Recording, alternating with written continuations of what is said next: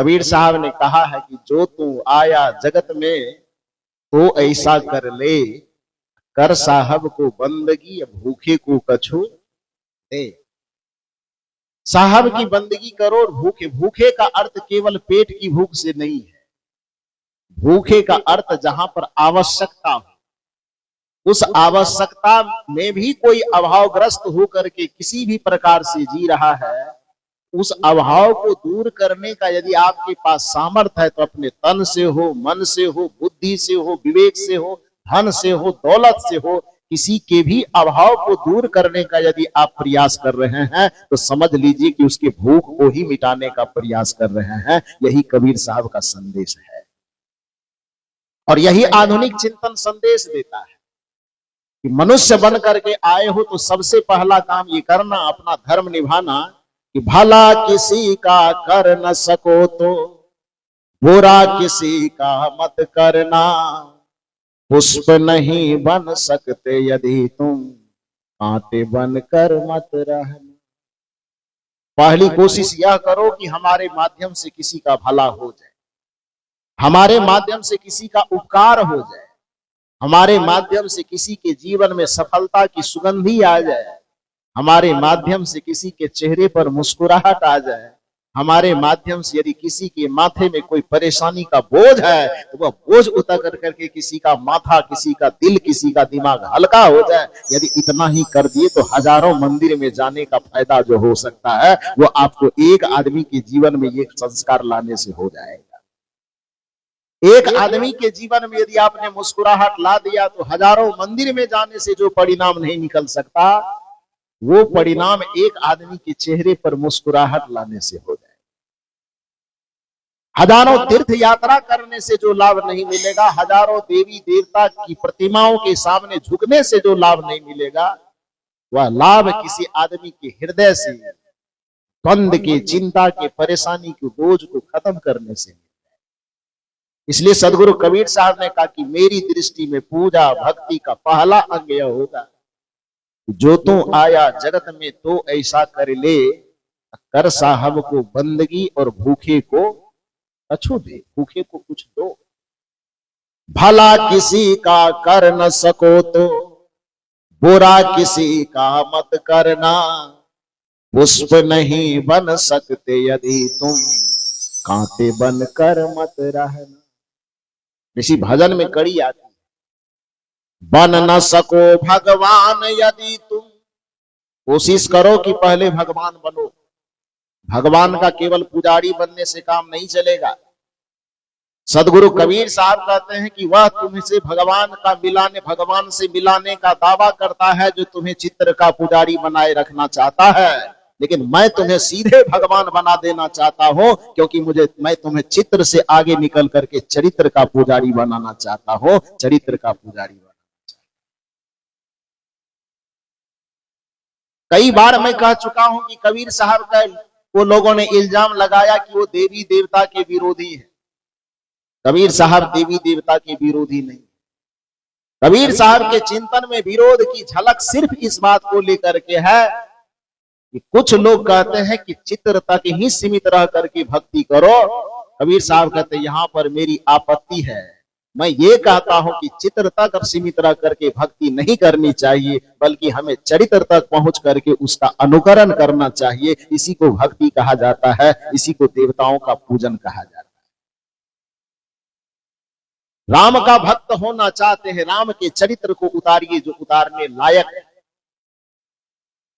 सारे चरित्र को मैं उतारने नहीं कहूंगा। एक अच्छा बेटा बनना हो तो मैं कहूंगा कोई वरदान मांगने आए कि साधु महात्मा से आशीर्वाद दीजिए, बेहिचक आशीर्वाद देंगे कि आपको राम जी के जैसे पुत्र हो। यदि आप शुभकामना मांगने आएंगे, आशीर्वाद मांगने आएंगे, तो बेहिचक हम महात्मा होने के नाते आपको शुभकामना दे सकते हैं कि आपका भाई श्री राम के जैसा हो। यदि आप शुभकामना मांगने आएंगे तो हम कह सकते हैं कि आपको यदि मित्र मिले तो श्री राम की तरह मिलना चाहिए। यदि आप कुछ शुभकामना मांगने आएंगे तो हम शुभकामना कर सकते हैं आपके लिए। यदि आपके राज्य का राजा भी हो तो निश्चित रूप से श्री राम के जैसे होना चाहिए। लेकिन यदि आप कहीं ये वरदान मांगने आ गए कि हम शादी करने जा रहे हैं, हमारा बेटी के दामाद भी राम जी के जैसे होना चाहिए, तो हम कहेंगे कि भरम में हो, ये वरदान मत मांगो। दुनिया में और सब चीज राम की जैसे, राम जी के जैसे आपके परिवार में बेटा होना चाहिए, भाई होना चाहिए, शिष्य होना चाहिए, मित्र होना चाहिए, इससे मैं सहमत हूं, ये कबीर मंच सहमत है। लेकिन सदगुरु कबीर साहब का मंच इस बात से सहमत नहीं है कि राम जी जैसा दुनिया में किसी को पति मिले। किसी को राम जी के जैसा पति नहीं मिलना चाहिए। पति मिलना चाहिए तो किसके जैसा? भारतीय संस्कृति में पति पत्नी का आदर्श उदाहरण यदि कोई है तो भगवान शिव और माता पार्वती आदर्श पति पत्नी का उदाहरण है। इसलिए पति पत्नी होना है तो शिव और पार्वती की तरह होना चाहिए। कोई यदि पूछे कि हमें एक न्यायिक होना है, जज बनना है, तो किसके जैसा बनना है? मैं कहूंगा राम जी के जैसा कभी मत बनना। जजमेंट यदि बनना हो, जज बनना हो, सरपंच बनना हो, कोई पदाधिकारी बनना हो, न्यायिक पद पर बैठना हो, तो उसमें श्री राम जी उचित नहीं ठहरते, वहां पर कृष्ण जी उचित ठहरते। आप सवाल कर सकते हैं कि ऐसा क्यों कह रहे हैं आप? क्योंकि श्री राम जी के न्याय में, चरित्र में न्याय नहीं झलकता। क्योंकि दो झगड़ा करने वाला व्यक्ति, मान लीजिए कि आपके पास पहुंचा, आपको कोई पदाधिकारी बना दिया गया है और आपके सामने में दो झगड़ने वाला व्यक्ति जाए और आपसे एक पक्ष, एक पार्टी के लोग अपनी समस्या सुना दें, तो एक ही पक्ष की समस्या को सुन करके आप न्याय कर देंगे, जजमेंट हो जाएगा। यदि कहीं जजमेंट हो रहा है तो ये उचित हो रहा है कि अनुचित हो रहा है? पर अब अपना बुद्धि विवेक से बोलिए। ऐसा न लगे कि साहब जी के मंच के सामने बैठे हैं तो सब में हाँ हाँ मिलाना है। ऐसा नहीं करना। यदि अनुचित लगे तो उस पर टोकिएगा जरूर, ये खुली छूट है आपको। जो बात आपको सुनाई जा रही है, यदि उसमें लगे कि कुछ आपत्तिजनक बातें कही जा रही है, उस पे आप चाहे खड़े होकर के आप सवाल कीजिए मुझसे कि आप ऐसा क्यों कह रहे हैं। हो सकता है मैं जवाब दे पाऊं, जवाब न दे पाऊं तो फिर आप जो जवाब देंगे उससे मैं सहमत हो जाऊंगा। क्योंकि सदगुरु कबीर साहब का मंच अंधविश्वास का मंच नहीं है, ये तर्क वितर्क और विचार का मंच है। और भारतीय संस्कृति ही तर्क का मंच है भाई। लोग कहते हैं कि सगुनवादी लोग जो है ना, खाली मानो तो देव न तो पत्थर वाली परंपरा है, विश्वासो फलदायकम वाली। ना ना ना ना, असल बात यह है कि मैंने कई बार इस चीज का जिक्र किया है कि सनातन संस्कृति के ग्रंथों को लोगों के दिल दिमाग तक पहुंचने ही नहीं दिया गया। और ग्रंथों की बात तो छोड़िए, समान सी बात, रामचरितमानस ग्रंथ के ही सारांश को, उसके उचित बातों को लोगों के दिल दिमाग तक नहीं पहुंचने दिया गया है। यदि श्री राम जी के ही संदेश को लोगों तक उचित तरीके से पहुंचा दिया जाता तो फिर आंख मूंद करके बात करने की बात धर्म के जगत में नहीं की जाती। धर्म जगत में तब ये चर्चा नहीं की जाती कि राजा सगर को एक साथ 60,000 बच्चे पैदा कर गए और सामने वाला प्रश्न नहीं कर रहा है, बल्कि वृंदावन बिहारी लाल की जय बोल रहा है। सदग्रंथ ये सलाह नहीं देता। प्रियव्रत जी जब चल रहे थे अपने रथ से, तो उसके रथ के चक्के से जो धारा बनी, रथ के चक्के से जो निशान बने, वो धरती का 7 समुद्र बन गया। सामने वाला खड़ा होकर सवाल नहीं कर रहा है, बल्कि सुर में सुर मिला करके वृंदावन की जय बोल रहा है। और यदि उस पर कोई तर्क कर रहा है तो कहता है कि नास्तिक है, ये सनातन धर्म के विरोधी है। ऐसा नहीं है। सनातन धर्म यह सिखाता है। श्री राम जी जब 14 वर्ष अयोध्या में वनवास भुगतने के बाद सीता जी को लौटा करके लंका से लाए अपने अयोध्या में, राजगद्दी पर विराजमान होने के बाद उन्हें लगा कि अपने नगरवासियों को जमा करके जो मैं सीख करके आया हूं, ऋषि मुनियों से, ज्ञानी ध्यानी महात्माओं से आध्यात्मिक चिंतन को सीख के आया हूं, तो पूरे अयोध्या वासी को ऐसा मौका तो लगेगा नहीं कि जाकर के ऋषि मुनि से बातचीत करे बैठे। फुर्सत उतना किनको है? अब छत्तीसगढ़ से बिहार सब लोगों को जाना होता तो फुर्सत कहां से होती? वो तो श्री हरेंद्र साहब की कृपा है कि साल में एक बार आपसे हमको मुलाकात करवा देते हैं। एक बार इनके लिए जोरदार ताली बजा करके अभिनंदन। कि संतों की कृपा है कि आपको मुझसे मुलाकात करवाने के लिए आपको मेरे पास नहीं जाना पड़ता है, मुझे ही बुला करके आपके पास ला दिया जाता। श्री राम जी ने यही सोचा मन में कि मुझे तो वनवास मिला, उसका सदुपयोग मैंने किया कि संत महात्माओं के सानिध्य में बैठ बैठ करके ज्ञान ध्यान त्याग तप के रहस्य को समझ पाया। लेकिन पूरी अयोध्या की जो आम जनता है उसको न तो फुर्सत है, न उसके घर में कोई कैकेयी और दशरथ जी है कि सबको वनवास मिल जाए। ऐसा भी तो नहीं है ना कि सबको वनवास मिले, अब मिले भी तो सब मानेगा थोड़े। राम जी सोचे कि ऐसी कोई परिस्थिति नहीं आएगी, न इनको वनवास होगा, न ये जंगल जाएंगे, न छुट्टी होगी, लोग बातचीत कैसे करें। लेकिन उसमें श्री राम जी एक निदान निकालते हैं कि जितने अयोध्या वासी हैं, मैं जो सीख करके आया हूं मैं ही इनको सुना देता हूं, कुछ तत्व की बातें, कुछ ज्ञान की बातें।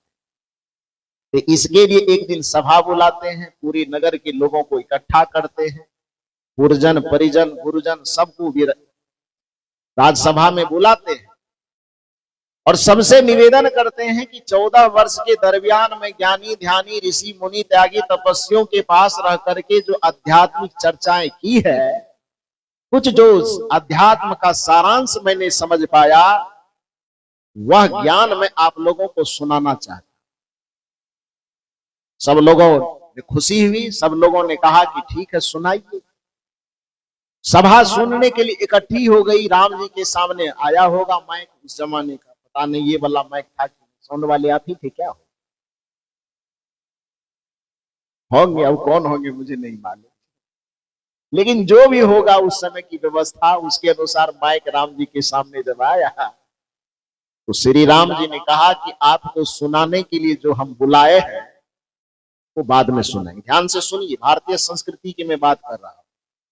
लोग कहते हैं कि विचार करने को, तर्क करने को केवल ये कबीरपंथी लोगों का, निर्गुण लोगों का धारा है कि जब भी कोई अनुचित बात धर्म के नाम पर किया जाए, भगवान के नाम पर किया जाए, तो प्रश्न करने वाले को नास्तिक सिद्ध करो, प्रश्न करने वाले को सनातन विरोधी सिद्ध करो। कोई कह रहा है एक लोटा जल सब समस्या के हल, उसके हाँ में हाँ मिला दूं तो आप सनातन धर्मी हैं, और यदि उस पर प्रश्न पैदा करो तो कहे कि सनातन का विरोधी। अभी हाल फिलहाल में एक महात्मा 4.5 करोड़ 5 करोड़ की गाड़ी लिया, या ना 5 करोड़ की, और 5 करोड़ की गाड़ी पर किसी ने, मीडिया वाले ने सवाल किया, तो जानते हो जवाब क्या दिया? जवाब क्या है उनका बात मालूम है? जवाब यह है कि जो मेरी गाड़ी को देख करके जलते हैं वो हिंदुस्तानी नहीं, वो पाकिस्तानी है। जो मेरे गाड़ी को देख करके जलते हैं वो सनातन के विरोधी है। जो इस सनातन के रफ्तार का विरोध करेगा तो इस गाड़ी की रफ्तार से उसको कुचल दिया जाए। विलासिता पर भी यदि टिप्पणी हो तो वो सनातन का क्या हो गया? विरोधी हो गया। अरे भाई, इस सनातन धर्म को इतना सस्ता क्यों बना रहे हो भाई? सवाल को ही मार रहे, और जब सवाल मर जाएगा, आप कल्पना कीजिए कि भारतीय संस्कृति में यदि अर्जुन का सवाल मर जाता तो आपके पास गीता पहुंच पाती क्या? गरुड़ जी का संवाद मर जाता तो काकभुसुंडी जी के मुंह से रामचरितमानस आ पाता क्या? याज्ञवल्क्य भारद्वाज के बीच में जो संवाद हो रहा है, एक के मन से प्रश्न समाप्त हो जाता तो आपके बीच में शास्त्र आते क्या? यदि जनक जी के मन में सवाल नहीं होता, जनक जी सवाल नहीं करते, तो आपके सामने अष्टावक्र गीता आता क्या? नहीं आता ना। नचिकेता के मन का सवाल यदि मर जाता तो जमराज के बीच में जो संवाद होकर के आपके सामने कठोपनिषद आया, आता क्या? नहीं आता ना। भारत की संस्कृति कहती है, भारत की आध्यात्मिक संस्कृति यह कहती है कि भगवान भी आपके सामने खड़ा हो, और यदि भगवान के मुख से निकले हुए बात में भी कुछ अनुचित लगे तो वहां पर आंख मूंद करके, माथा हिला करके मान मत लीजिए, बल्कि उससे सवाल कीजिए कि आप ये कह रहे हैं तो इसके पीछे तर्क क्या है आप? और श्री राम जी इस चीज की प्रस्थापना करते हैं। और कबीर साहब का तो खैर ये मापदंड ही है, करहु विचार तो सब दुख जाए, जब लग नहीं देखो निज नैना, तब लग न मानो गुरु के बैठ। लेकिन इस बात को कि हर चीज पर विचार करना है, हर चीज पर तर्क करना है, इसको एक निर्गुण परंपरा वालों का टैग बना दिया गया और इसके लिए निर्गुण पंथियों की आलोचना की गई। ये लोग हर चीज पे तर्क, हर चीज पे विचार, हर चीज पे चिंतन करने की बात कहते हैं। वस्तुतः भक्ति की परंपरा तर्क और चिंतन की परंपरा नहीं है। भक्ति की परंपरा जो है विश्वास की परंपरा। ये कौन कह रहा है? सामने वाला, एक लोटा जल वाला वही कहता है। ये तर्क की चीज नहीं, भक्ति कोई तर्क की चीज नहीं है, पूजा कोई तर्क की चीज नहीं, बस करते चलो करते चलो। लेकिन श्री राम जी क्या कहते हैं? जब पूरे नगर के लोगों को इकट्ठा किया गया कि मैं अध्यात्म का कुछ संदेश देना चाहता हूं, तो संदेश देने से पहले श्री राम जी कहते हैं कि सत्संग बाद में सुनाएंगे, पहले एक निवेदन सुनिए। और निवेदन सुनाने के क्रम में रामचरितमानस में कहते हैं, सुनिए क्या निवेदन है। नहीं अनीति कछु नहीं प्रभुताई, सुनहु करहु जो तुम्हारी सुहाई। जो अनीति में भाखे भाई, बरजहु मोहि भय बिसराई। रामचरितमानस की पंक्ति है। कथन किसका है ये? श्री राम जी का। श्री राम जी कहते हैं कि मैं जो यहाँ पर प्रवचन करने के लिए आया हूं, वस्तुतः वो संतों से जो प्रसाद लाया हूं, उस प्रसाद को जो आपके सामने वितरित करना चाहता हूं, उस वितरित करने से पहले एक निवेदन मेरा सुन लीजिए कि नहीं अनीति कछु नहीं प्रभुताई। जो मैं कहने जा रहा हूं वह अनीति की बातें नहीं। अनीति माने जो नीति के विरुद्ध हो, नीति के खिलाफ हो, नियम के खिलाफ हो, मर्यादा के खिलाफ हो, उसको अनीति कहा जाए। नीति में और निषेधात्मक उपसर्ग लगा हो। नहीं अनीति, जो मैं कह रहा हूं वो अनीति पूर्वक बातें नहीं है। नहीं कछि प्रभुताई। प्रभुताई का मतलब, प्रभुता का मतलब संपन्नता होता है, सामर्थ्य। प्रभुताई का यहां पर सीधा सा अर्थ है जिसको आम बोलचाल में लोग रंगदारी कहते हैं, दबंगई कहते हैं ना, दबंगई समझते हैं ना। इधर की भाषा में उसको क्या कहेंगे? दादागिरी। दादागिरी कहो, रंगदारी कहो, दबंगई कहो, तो राम जी की भाषा में उसको प्रभुताई कहो। बात वही है। श्री राम, ये देखो कितनी आदर्श मर्यादा है भारतीय संस्कृति की। ये निर्गुण और सगुण का यहाँ पर मतलब नहीं है। मनुष्य के चिंतन को जो दबा करके, मनुष्य के चेतना शक्ति को दबा करके धर्म के नाम पर इतना शोषण किया गया है। ये निर्गुण सगुण नास्तिक आस्तिक के भेद का बंटवारा दिखा दिखा करके हर जगह धर्म का जो धंधा करने वाले लोग हैं वो चिंतन को ही कुंठित किया है। श्री राम जी कहते हैं कि जो मैं कह रहा हूं सुनो। और निवेदन क्या कर रहे हैं आम जनता से? नहीं अनीति कछु नहीं प्रभुताई। जो बात मैं कहने जा रहा हूं वो नहीं अनीति, नीति के विरुद्ध नहीं है, और नहीं कछि प्रभुताई। मैं दबंगई में आकर के कोई बात नहीं कह रहा हूं कि जो कहूं डर से मान लो, कि नहीं मानोगे तो लाठी से पीट देगा, नहीं मानेंगे तो कल राज से निकाल देगा, नहीं मानेंगे तो कल जेल में डलवा देगा। इस डर से मेरी बात को मत मान लेना। नहीं अनीति कछु नहीं प्रभुताई, सुनहु। जो मैं कह रहा हूं उसको ध्यान से सुनिए जरूर, लेकिन करहूं जो तुम ही सुहाई। सुनिए मेरी बात को ध्यान से जरूर, लेकिन कीजिए वही जो आपकी अंतरात्मा को रुचे, जो आपके ज्ञान को, तर्क को सही जचे, उसी बात को कीजिए। ये श्री राम जी का दर्शन है, ये श्री राम जी कहना चाहते हैं। और आगे चल करके श्री राम जी इसमें और जोड़ते हैं। लोगों को, श्री राम जी को लगा कि इसमें भी लोग थोड़ा कंफ्यूज रह जाएंगे, हो सकता है पूरी भावना को न समझ पाएंगे, तो इसके साथ में एक पंक्ति और जोड़ते हैं। जो अनीति में भाखे भाई। मैं तो अनीति की बात करूंगा नहीं, लेकिन फिर भी यदि आपको लगे कि ये नीति के खिलाफ जा रहे हैं, जो अनीति, यदि अनीति, मैं भाखे, भाखना मन बोलना। जौ अनीति मैं भाखे भाई, हे भाई पहले तो मैं कोशिश करूंगा कि अनीति बोलूं नहीं, यदि जाने अनजाने अनीति पूर्वक बात कुछ निकल जाए तो बरजहु मोहि भय बिसराई। मुझसे किसी प्रकार का डर किए बगैर, मुझसे किसी प्रकार का भय किए बगैर बरजना, बरजना का मतलब रोकना, कि आप मेरे सामने में खड़े होकर के रोको। ये मत समझना कि दशरथ का पुत्र है तो कैसे रोक दो, ये भी मत समझना कि अयोध्या का राजा है तो कैसे रोक दो, यह भी मत समझना कि पूरी दुनिया के लोग भगवान कहते हैं तो कैसे रोक दो। कुछ भी राम जी नहीं कहते, कहते सारे चीजों को हटा करके केवल तुम श्रोता बनना, मैं वक्ता बनूंगा। पहली कोशिश में ये करूंगा कि मैं प्रभुताई में कोई बात न करूं, अनीति में कोई बात न करूं। फिर भी यदि मेरे मुख से अनीति पूर्वक बातें कुछ निकल जाए तो बरजहु मोहि भय बिसराई। डर को बिसरा करके, भय को बिसरा करके आप खड़ा होकर के मुझे रोकना कि आप ये ठीक नहीं कर रहे। अब आप कल्पना कीजिए कि भगवान कहलाने वाले व्यक्ति, जिसको भगवान दुनिया में मान रहे हैं, वही कथाकार जो कथा मंच पर बैठे हुए हैं, वो भगवान, उनके भगवान कह रहे हैं कि भैया यदि मैं कुछ गलत बोलूं तो आप मुझे रोको। जो कथा व्यास पर मंच पर बैठे हुए वो कह रहे हैं कि यदि धर्म के नाम पर सवाल करोगे तो तुम क्या हो जाओगे, नास्तिक हो जाओगे, धर्म के विरोधी हो जाओगे।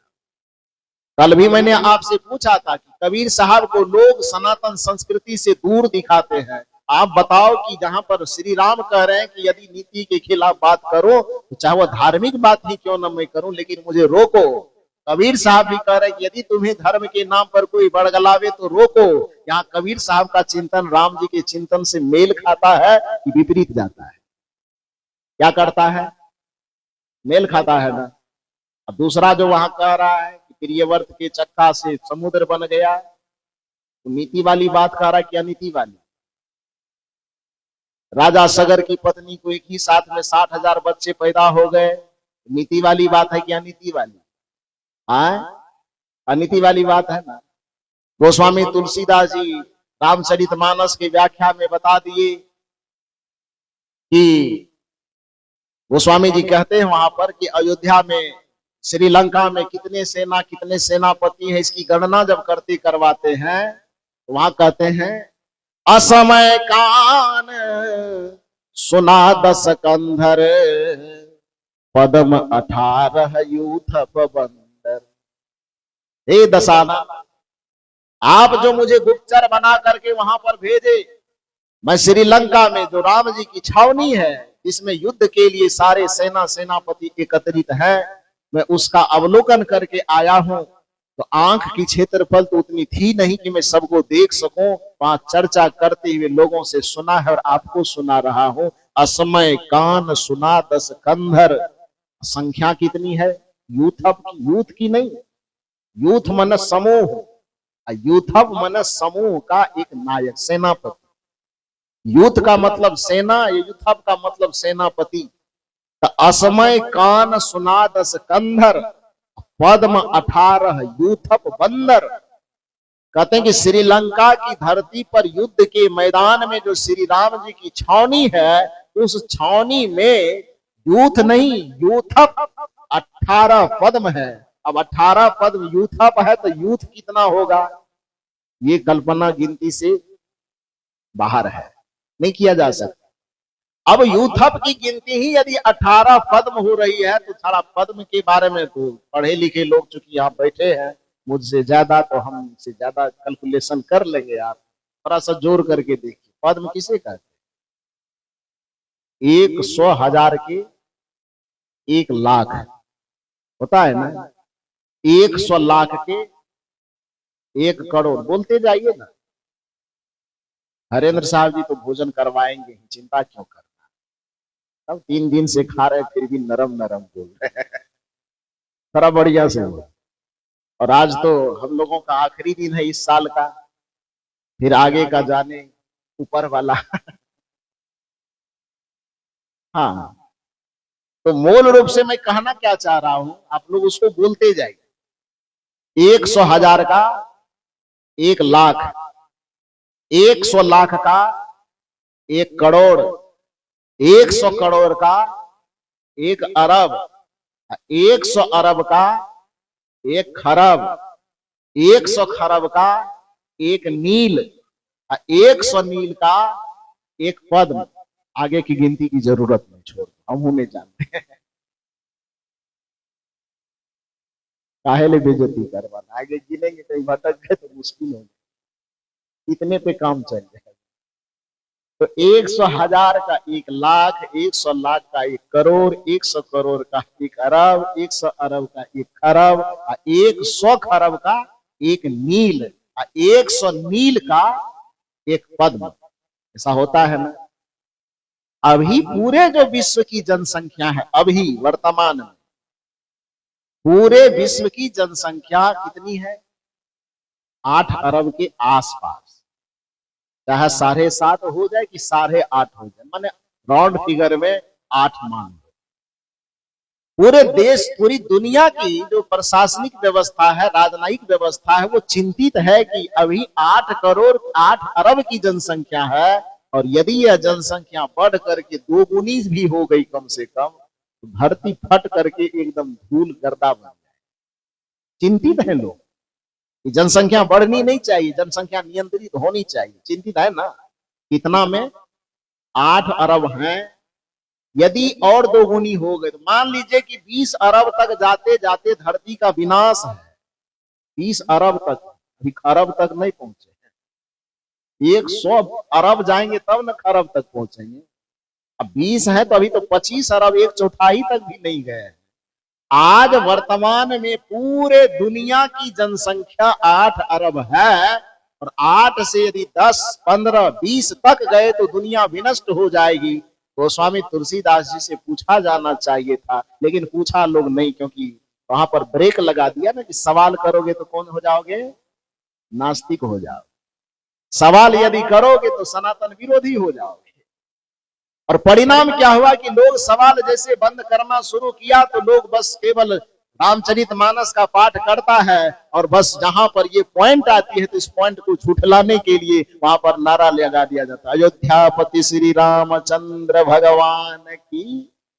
हाँ, तो कल ही आप लोग बोले हैं कि ट्रेनिंग अच्छी हो रही है, कथा चलेगा मेरा, चलेगा ना। तब गाने के लिए शशिकला है, ये उसकी माता जी आ जाइए। 2 दिन आप नहीं आई थी, एक बार उनके माता जी के लिए जोरदार ताली बजाई।